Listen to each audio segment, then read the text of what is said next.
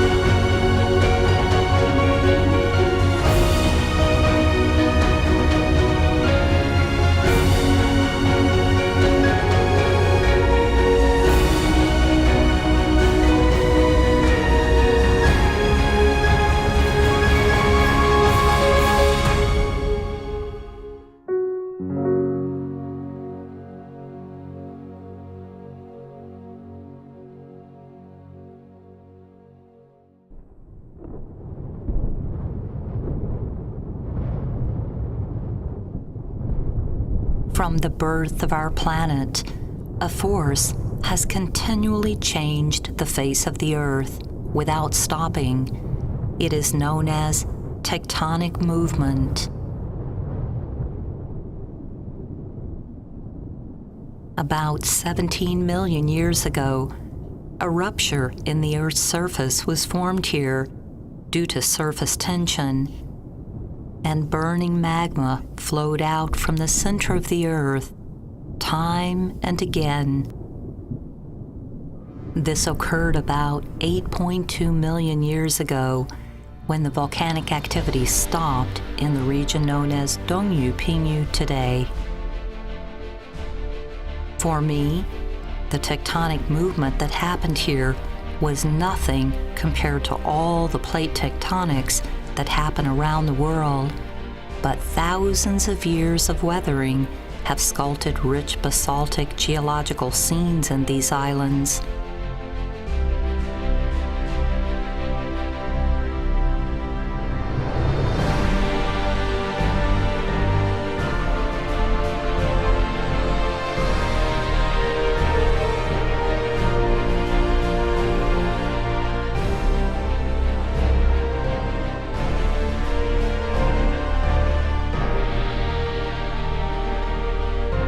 Today, this area is called the South Penghu Marine National Park.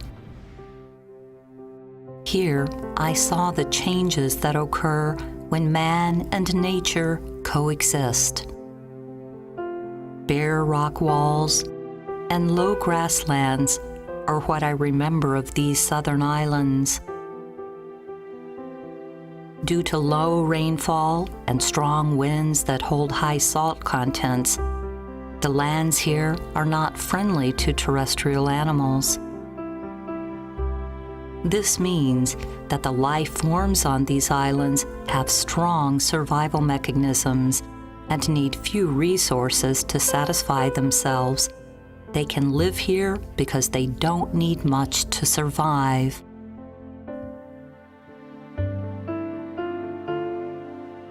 And I am also a key factor that affects the ecology of the islands. Because of my existence, the islands are isolated from other lands, and there is no exchange of species. This is why the ecology here remains in its primitive state. There is not much variety in flora, but native species such as Penghu cassia and Penghu justicia can be found. This shows the unique ecological features of these lonely islands.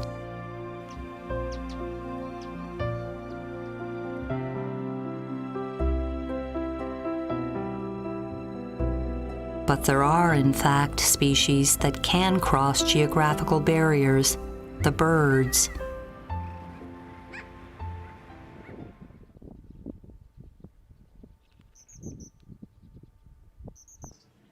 There are local birds that dwell here, such as the crested myna and the alota gugula, and the terns that come here every summer are the main visitors to these islands. Around May of every year, flocks of terns arrive at the southern islands and occupy the uninhabited reefs. They rest, feed, and raise their offspring here.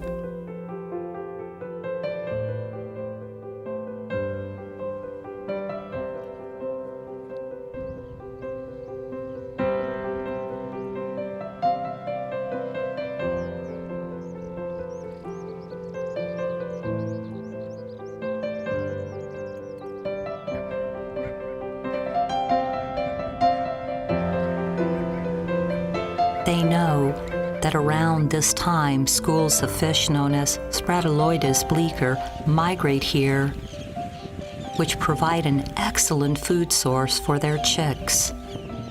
That is the reason why they come all the way here to meet me every year.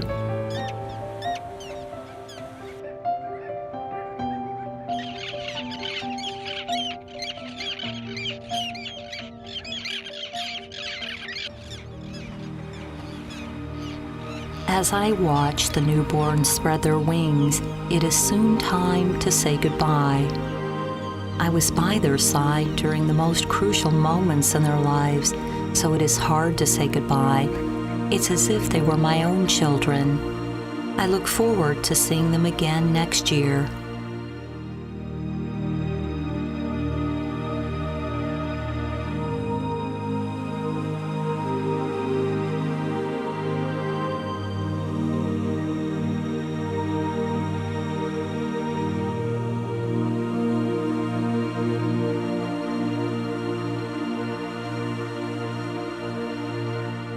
Compared to the barren land surface of the islands, if you walk into my world, you will find a distinctively mesmerizing array of colors.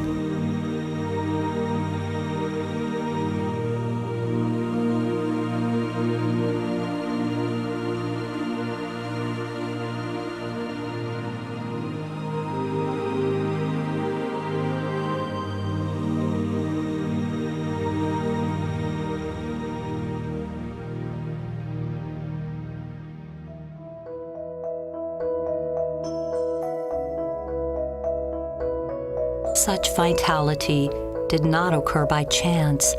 Here within me, there's a factor that brings new opportunities of life constantly.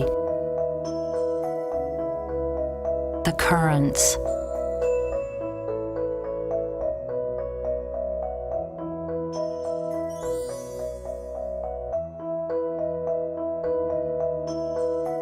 Every spring, warm currents from the south flow rapidly to the north as the northern winds diminish. Not only do they affect the weather here, they also bring large amounts of plankton and migratory fish, which make me a paradise for organisms to rest and prosper.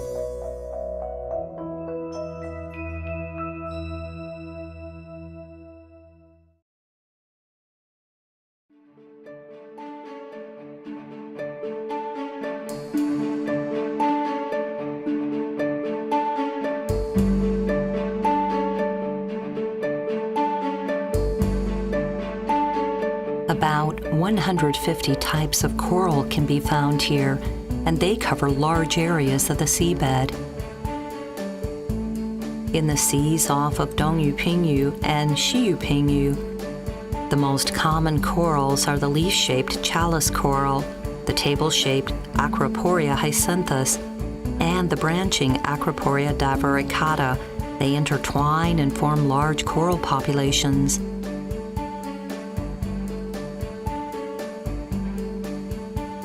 In the seas off of Dongji and Xiji, the coral population looks quite different.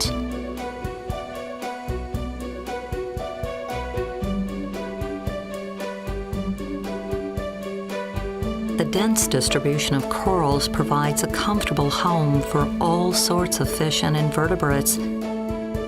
They, too, constitute part of the coral reef ecological system.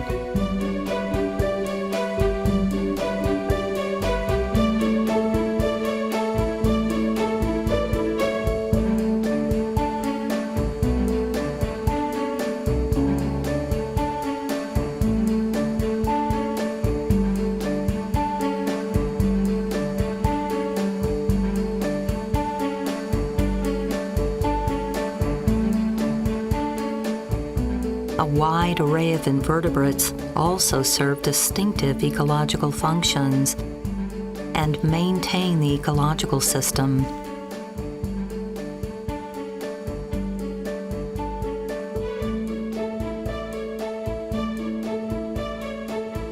A few years ago, an icy cold coastal current brought severe damage to the Penghu Seas and killed the marine creatures on a large scale. However, the southern Penghu Sea area suffered less damage comparatively and showed a better recuperating ability. Perhaps it was the diversity nurtured by this prosperous marine forest that performed the function of preserving the species and allowed my vitality to continue.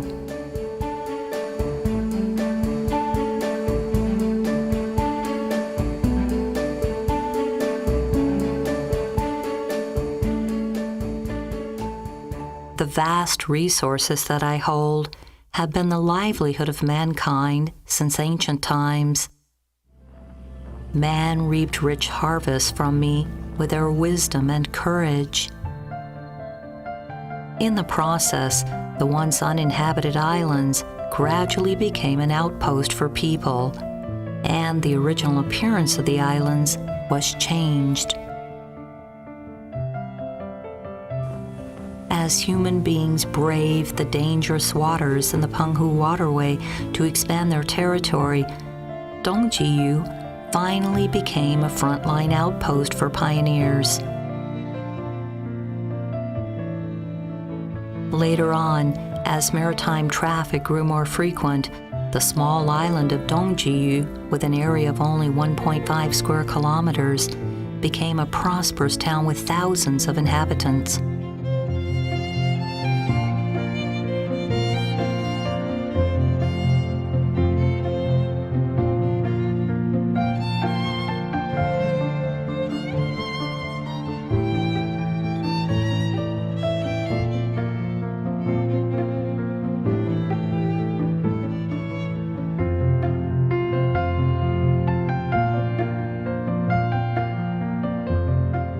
As maritime traffic waned, the fishing resources that I once could provide also diminished. The villagers here slowly migrated elsewhere.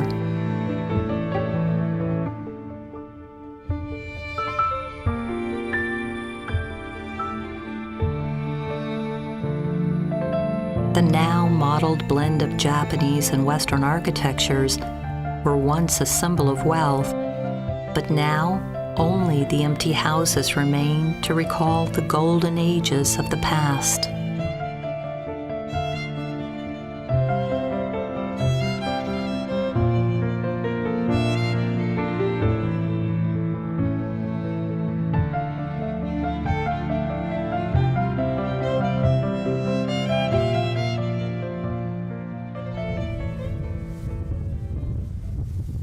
Nevertheless, the annual celebration of the birthday of the great king is still the most important event for the islanders. Everyone comes home, as if by prior agreement, to maintain the tradition. The southern islands are a center for veneration of the great king, who has a temple on every island, apart from Xiyuping, which has a temple to Huanyang instead. The stone towers are another feature of the local folk beliefs. In the southern Penghu Islands, different forms of stone towers can be found in various locations. They are said to ward off evil spirits.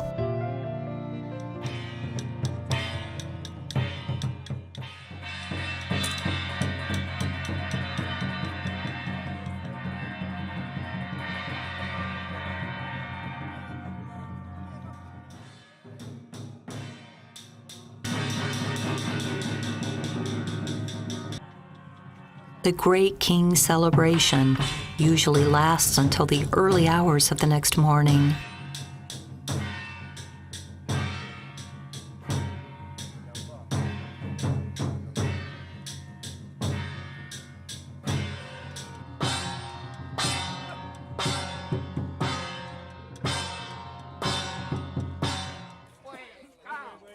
When the ceremony is completed, the villagers sail away with a spiritual satisfaction. They believe that the deities of their homeland will bless them with fortune and health for the coming year.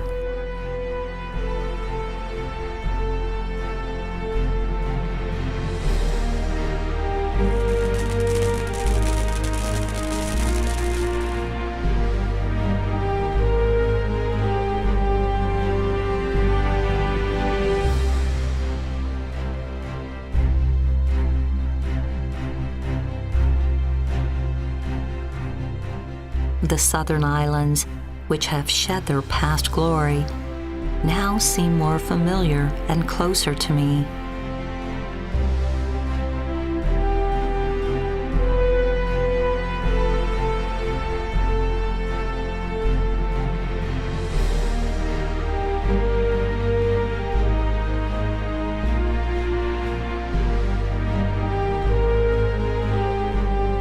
The major difference is that nowadays the islands have become the Southern Penghu Marine National Park.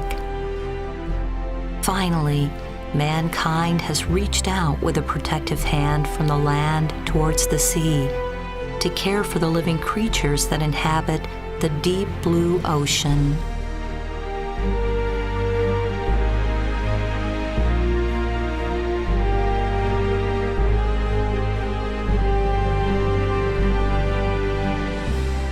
Now, when people visit, regardless of whether they're on the land or sea, I can feel how their approaches towards nature and coexistence have changed for the better.